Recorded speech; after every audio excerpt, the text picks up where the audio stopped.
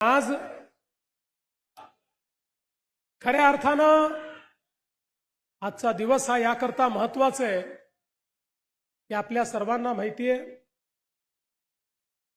या ठिकाणी राजश्री छत्रपती शाहू महाराजांनी ज्या प्रकारे आधुनिक भारताची मुहूर्तमेढ केली, समाजातली विषमता ही दूर करण्याकरता समाजातले वंचित घटक समाजाच्या मुख्यधारेत आणण्याकरता वेगवेगळे त्यांनी घेतलेले धडाडीचे निर्णय त्या काळच्या सामाजिक व्यवस्थेला जुगारून आणि त्या ठिकाणी एक नवीन सामाजिक व्यवस्था उभं करण्याचं जे कार्य या ठिकाणी राजश्री छत्रपती शाहू महाराजांनी केलं आणि म्हणूनच या महाराष्ट्रात आणि भारतात जोपर्यंत चंद्र आणि सूर्य आहे तोपर्यंत जसं छत्रपती शिवाजी महाराज छत्रपती संभाजी महाराजांचं नाव असेल तसंच छत्रपती शाहू महाराजांचं नाव देखील अजरामर असेल।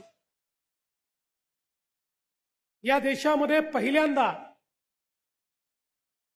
आरक्षणाची पद्धती पॉलिसी आणण्याचं काम त्यांनी केलं आणि वंचित घटकांना 50% नोकऱ्यांमध्ये आरक्षण देण्याचा निर्णय हा क्रांतिकारी निर्णय त्यांनी घेतला।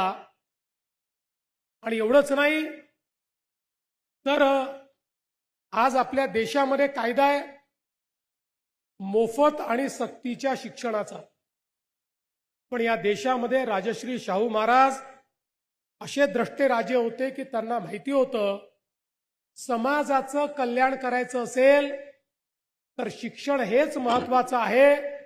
म्हणून सर्वात पहिल्यांदा या संस्थानामध्ये त्यांनी मोफत आणि सक्तीच्या शिक्षणाचा कायदा आणला आणि नुसतं कायदा आणून थांबले नाहीत। कायदा आणणं सोपं असतं पण त्या कायद्याच्या अनुरूप व्यवस्था उभ्या कराव्या लागतात। शाळा उभ्या राहिल्या पाहिजेत, महाविद्यालय उभी राहिली पाहिजेत, वसतिगृह उभी राहिली पाहिजेत।